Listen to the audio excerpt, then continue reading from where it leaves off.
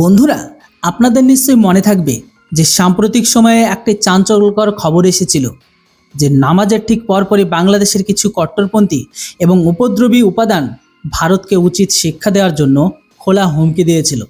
আর সেই উস্কানিমূলক বিবৃতির ঠিক পরেই এই পরিকল্পিত একটি বড় ঘটনাটিকে ঘটিয়েছিল তাদের তরফ থেকে। কিন্তু ভারত তো এবার সহ্য করার বদলে সরাসরি আঘাত করার আক্রমণাত্মক নীতিকে গ্রহণ করেছে।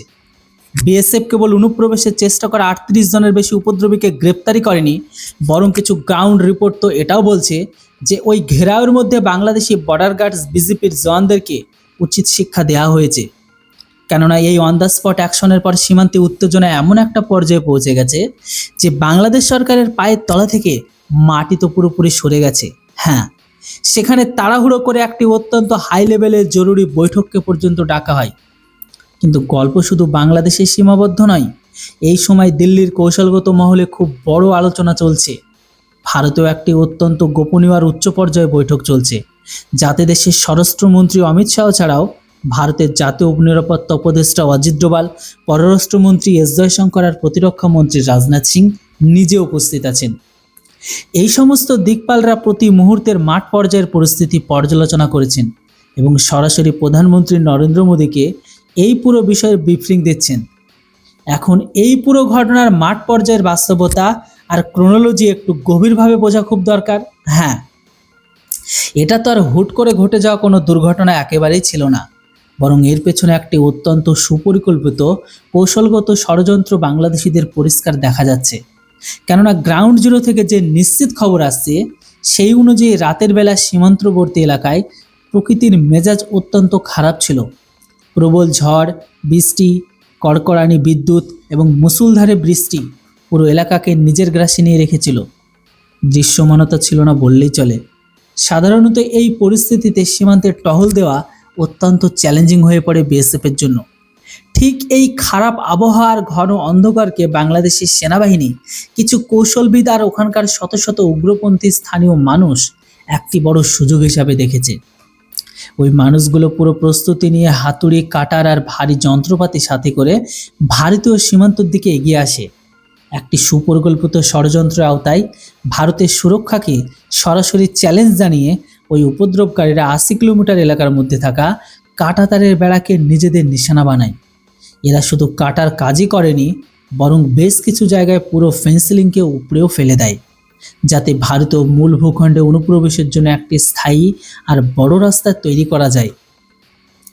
এই কাণ্ডের মাধ্যমে ভারতের বড় ক্ষতি করা হয়, কিন্তু এই পুরো ক্রোনোলজির সবচেয়ে বড় দিক হলো এর টাইমিং, মানে সময়। যে খোলা হুমকি ভারতীয় নিরাপত্তা বাহিনীকে দেখে নেওয়ার আর ভারতকে তার ফেন্সিলিংয়ের মজা চাখানোর জন্য দেওয়া হয়েছিল, তার ঠিক ২৪ ঘন্টার মধ্যে এই সুপরিকল্পিত অপরাধ ঘটানো হলো। এর থেকে এটা একেবারেই পরিষ্কার হয়ে যায় যে ৮০ কিলোমিটারের ফেন্সিং ধ্বংস করার পেছনে সীমান্তে পারের উচ্চপদস্থ হর্তাকর্তা আর উপদ্রবীদের একটি মস্ত বড় যোগসাজ ছিল। তাদের মনে হয়েছিল যে আবহাওয়ার বাহানা বানিয়ে আর ভারতকে একটি বড় কৌশলগত ক্ষত দিয়ে দেবে। কিন্তু তারা ভুলে গেছিল যে ভারতের সুরক্ষার দায়িত্ব এই মুহূর্তে যাদের মজবুত হাতে রয়েছে, তারা চোখের পলকে পুরো ভূগোল বদলে দেওয়ার ক্ষমতা রাখে।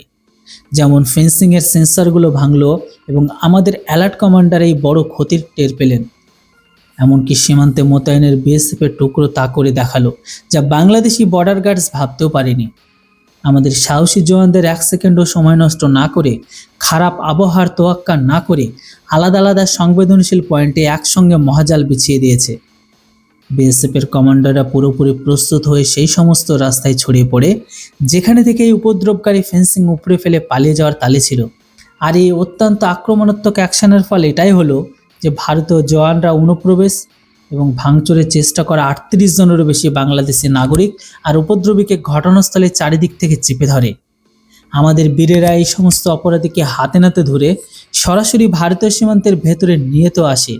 খবর তো এটাও আছে যে এই পুরো ঘেরাওয়ের সময় যখন বিজেপির জওয়ানরা ভারতীয় নিরাপত্তা বাহিনীকে আটকানো বা ভয় দেখানোর চেষ্টা করে, তখন বিএসএফ তাদের সরাসরি বড় অত্যন্ত কড়া ভাষায় পিছিয়ে যেতে বাধ্য করে। ওই মুহূর্তে ৩৮ জন উপদ্রবীকে একটি অত্যন্ত সুরক্ষিত মিলিটারি বেসে হেফাজতে রাখা হয়েছে। সেখানে আমাদের নিরাপত্তা ও গোয়েন্দা সংস্থাগুলো নিজেদের অত্যন্ত বিশেষ আর ঐতিহ্যবাহী কায়দায় জিজ্ঞাসাবাদ করছে যে এই ৮০ কিলোমিটার দীর্ঘ ফেন্সিং ভাঙার আসল মাস্টারমাইন্ড কে ছিল, তারা ঢাকা থেকে কি নির্দেশ পেয়েছিল, আর এই কড়াঘাত সীমান্ত পারের পুরো নেটওয়ার্ককে নাড়িয়ে দিয়েছে। বিএসএফের এই প্রচণ্ড অ্যাকশানে 38 জন ইসলাম প্রোডাক্ট গ্রহণকারী উপদ্রবীকে ভারতীয় সীমান্তের ভেতরে তুলে আনার খবর যেমনই সীমান্তে পরে পৌঁছালো, ঢাকায় পুরোপুরি হাড়কাঁপ নিচে গেল। 80 কিলোমিটারের দীর্ঘ ফেন্সিং ধ্বংস করা ভারতকে ব্যাকফুটে ঠেলে দেওয়ার যে স্বপ্নবিরোধী শিবির দেখেছিল, তা কিছু ঘন্টার মধ্যেই তাদের জন্য সবচেয়ে বড় কৌশলগত মাথা ব্যথা হয়ে দাঁড়ালো। মাঠ পর্যায়ের সূত্র থেকে আসা খবর এই কথার পুষ্টি করছে যে এই অভূতপূর্ব কারবাইয়ের পর ঢাকার শীর্ষ নেতাদের পায়ের তলা থেকে মাটি সরে গেছিল। সেখানে তড়িঘড়ি করে সেনাবাহিনীর বড় জেনারেল, গোয়েন্দা সংস্থার প্রধান আর স্বরাষ্ট্র মন্ত্রণালয়ের শীর্ষ কর্মকর্তাদের তলব করা হয়। তাদের সামনে সবচেয়ে বড় সংকট হলো এটাই যে তারা ভারতের এই নতুন আর আক্রমণাত্মক মেজাজের মুখোমুখি শেষমেশ কিভাবে করবে। কেননা যে ভারত এখনও পর্যন্ত কূটনৈতিক আলোচনার মাধ্যমে বিবাদ মেটাতো, সে এবার কোনো আনুষ্ঠানিকতা ছাড়াই সরাসরি ডিটেনশন বা এর নীতি কেন আপন করে নিল। তো এই বিষয়টি তারা বুঝতে পারছে না। কিন্তু আসল চক্রভূত নতুন দিল্লিতে তৈরি হচ্ছে। অমিত শাহের নেতৃত্বে যে উচ্চ পর্যায়ের জরুরি বৈঠক চলছে, তা পুরো দেশের নজর নিজের দিকে টেনে নিয়েছে। এই বৈঠকের আইবি, এনআইএ প্রধানদের কাছ থেকে পাওয়া লাইভ ইনপুট খতিয়ে দেখা হচ্ছে। অজিত ডোভাল সীমান্তের নিরাপত্তা ব্যবস্থা এবং বিএসএফের পরবর্তী কৌশলগত পজিশনের পুরো নকশাকে তৈরি করেছেন। অন্যদিকে পররাষ্ট্রমন্ত্রী এস জয়শঙ্করের পুরো বিষয়ে আন্তর্জাতিক মঞ্চে নেওয়া কূটনীতিক পদক্ষেপের রূপরেখা ঠিক করেছেন, যাতে কোনো দেশ ভারতকে ঘেরাও করার দুঃসাহস করতে না পারে। প্রতিরক্ষা মন্ত্রী রাজনাথ সিং পূর্বাঞ্চলীয় কমান্ডারে ভারতীয় সেনাবাহিনীকে পুরোপুরি হাই অ্যালার্টে থাকার নির্দেশ দিয়ে দিয়েছেন। তবে এখানে সবচেয়ে বড় কথা হলো, প্রধানমন্ত্রী মোদী নিজে এই পুরো ঘটনাক্রমের ওপর কড়া নজর রাখছেন এবং দিল্লি থেকে এই পরিষ্কার বার্তা দিয়ে দেওয়া হয়েছে যে ভারত এখন আর রক্ষণাত্মক অবস্থানে একেবারেই থাকবে না। যতক্ষণ 80 কিলোমিটার ফেন্সিংয়ের কাজ আবারও পুরো শক্তিতে শেষ হচ্ছে, ততক্ষণ ভারতের আক্রমণাত্মক অভিযান থামান নয়। এখন এই পুরো ঘটনাক্রমের পরে সবচেয়ে বড় বদল সেই সীমান্তে বা সেই সমস্ত সীমান্ত এলাকায় দেখতে পাওয়া যাচ্ছে যা সরাসরি এই সংবেদনশীল বর্ডারের সাথে যুক্ত। স্থানীয় নাগরিকদের মনে যেখানে একদিকে সুরক্ষাকে কেন্দ্র করে তৈরি হওয়া চাপ এখন পুরোপুরি শেষ হয়ে গেছে, অন্যদিকে ভারতীয় নিরাপত্তা বাহিনীর এই তাৎক্ষণিক ও আক্রমণাত্মক পদক্ষেপ দেশের ভেতরে এক নতুন ভরসাকে জাগিয়েছে। কৌশলগত মহল থেকে আসা তাজা আপডেট অনুযায়ী দিল্লিতে হওয়া ওই মহাবৈঠকের পর এখন ইস্টার্ন কমান্ড নিজেদের পুরো কৌশলের মোড় ঘুরিয়ে দিয়েছে। এখন শুধু মাটিতে টহল দেওয়া জওয়ানদের ভরসায় নিরাপত্তা ছেড়ে দেওয়া হবে না, বরং আকাশ থেকে শুরু করে নদীর পথ পর্যন্ত এমন এক চক্রব্যূহ তৈরি করা হয়ে গেছে যা ভেদ করা যে কোনো শত্রুর পক্ষে অসম্ভব হবে। আর এই পুরো 80 কিলোমিটার প্যাচে এখন আধুনিক প্রযুক্তি সম্পন্ন thermal imager, laser warfare system এবং রোবোটিক ক্যামেরা লাগানোর কাজ যুদ্ধকালীন তৎপরতায় শুরু করে দেওয়া হয়েছে। আর এই ক্যামেরাগুলো এমন যা ঘন কুয়াশা, মুষলধারে বৃষ্টি আর ভয়ঙ্কর ঝড়ের মধ্যেও শত্রুর প্রতিটি নড়াচড়া একদম পরিষ্কার ধরে ফেলতে পারে এবং পলক ঝপকাতে এর তথ্য মূল কমান্ড সেন্টারে পর্যন্ত পাঠিয়ে দেয়। নিরাপত্তা বিশ্লেষকদের স্পষ্ট ধারণা, ভারতের এই কড়া মনোভাব কেবল সীমান্ত বিবাদের জবাব নয়, বরং এটি সেই সমস্ত প্রতিবেশী রাষ্ট্র আর তাদের পেছনে বসে থাকা প্রভৃতির একটি সরাসরি বার্তা যারা ভারতের শান্তিকামীকে তারা দুর্বলতা ভাবার মস্ত বড় ভুল করে বসে। যেমন যেমন হেফাজত নেওয়া উপদ্রবীদের থেকে তদন্ত জিজ্ঞাসাবাদ এগোচ্ছে, তেমন তেমন তেতো সত্যটাও সামনে আসছে যে এই পুরো ষড়যন্ত্রের জাল অনেক ওপর স্তরে বোনা হয়েছিল, যার আসল উদ্দেশ্য ছিল ভারতের উত্তর পূর্বাঞ্চলীয় রাজ্যগুলোর মেরুদণ্ড বলা এমন অংশে বড় অশান্তি ছড়ানো। কিন্তু আমাদের গোয়েন্দা সংস্থার বীর জওয়ানদের মেলবন্ধন তাদের এই বিপজ্জনক উদ্দেশ্যকে পুরোপুরি ধূলিসাৎ করে দিয়েছে। এখন পুরো দেশের চোখ এই বিষয়ের উপর টিকে রয়েছে যে আগামী সময়ে ভারত এই ইস্যুতে বৈশ্বিক মঞ্চে কি নতুন করা অবস্থান নেয়। কারণ এই পুরো কূটনৈতিক লড়াই সবচেয়ে বড় মোড় তখন এলো যখন ভারত আন্তর্জাতিক স্তরে বাংলাদেশের এই কুৎসিত কর্মকাণ্ডের মুখোশ খুলে দেওয়ার প্রস্তুতি সম্পূর্ণ করে ফেলল। কৌশলগত বিশেষজ্ঞদের ধারণা যে এখন ভারত কেবল নিজের সীমান্ত রক্ষা করছে না, বরং পূর্ব এশিয়ায় নিজের সার্বভৌমত্বের এক নতুন ইতিহাস লিখছে, যা আগামী প্রজন্মের জন্য অত্যন্ত দৃষ্টান্ত হয়ে থাকবে। দিল্লির আক্রমণাত্মক অদ্ভুতপূর্ব অ্যাকশন পরিষ্কার করে দিয়েছে সে যে নতুন ভারতের সীমানা নিয়ে ছিনিমিনি খেলার সাহস এখন আর কেউ করতে পারবে না। এখন এই পুরো ঘটনার পর ভারতীয় নিরাপত্তা সংস্থাগুলো এমন এক অদ্ভুতপূর্ব কৌশলে কাজ শুরু করেছে যা ভবিষ্যতে যে কোনো দুঃসাহসের নাম নিশানা মুছে দেবে। দিল্লির কৌশলগত করিডর থেকে এই পরিষ্কার বার্তা দিয়ে দেওয়া হয়েছে যে ভারত এখন আর কোনো ধরনের চাপে আসার পাত্র নয়। সীমান্তে আধুনিক নজরদারি ব্যবস্থাকে এমনভাবে মজবুত করা হয়েছে যাতে একটি পাখির ডানাও আকাশে মেলতে না পারে। এই কড়া অ্যাকশন কেবল আমাদের প্রতিবেশী দেশগুলোকে নয়, বরং দুনিয়ার মহাশক্তি আর ভারতের এই নতুন ও দৃঢ় সার্বভৌমত্ব নীতি সম্পর্কে ভালোভাবে অবগত করিয়ে দিয়েছে।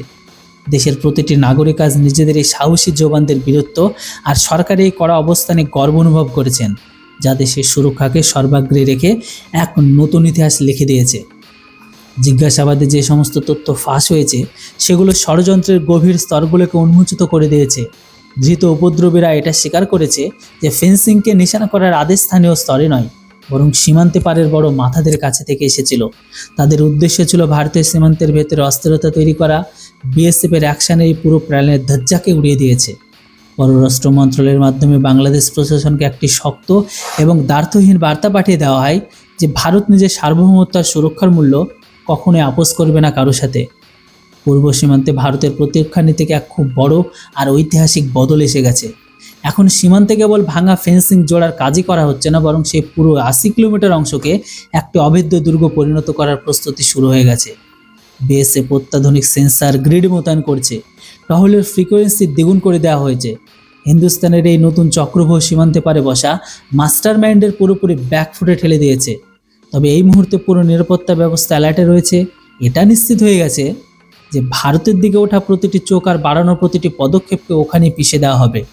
সীমান্ত সংক্রান্ত প্রতিটি বড় আপডেট আমরা আপনাদের কাছে অবশ্যই পৌঁছে দিতে থাকব। ততক্ষণের জন্য ভারতের সেনাবাহিনী এবং বিএসএফের ঐতিহাসিক পদক্ষেপের ওপর আপনার কী রায়, এটা অবশ্যই ভাববেন।